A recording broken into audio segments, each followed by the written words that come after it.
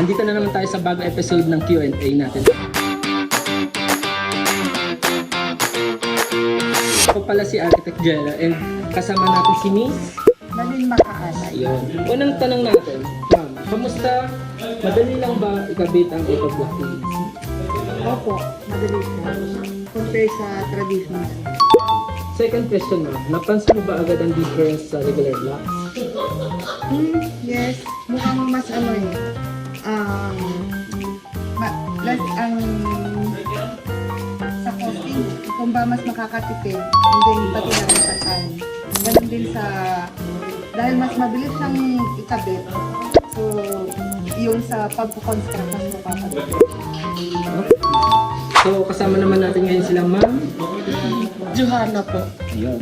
So, tanong ma'am, paano mo i-describe ang surface pagkatapos i-install ang AEC blocks? Itong AEC blocks po kasi is, ano na siya, less...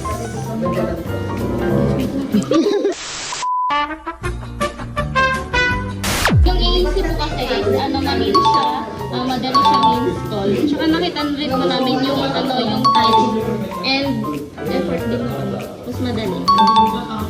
Pangatlong tanong ma'am, kung ikaw ang tatanungin, gagamitin mo ulit si EcoBlock sa susunod ng mga projects mo? Yes sir, kasi madali po siyang i-install at saka hindi nag-waste ng time at saka matibay din po siya. Sa labor natin, tsaka sa cost. Sa susunod ulit, Blackmates.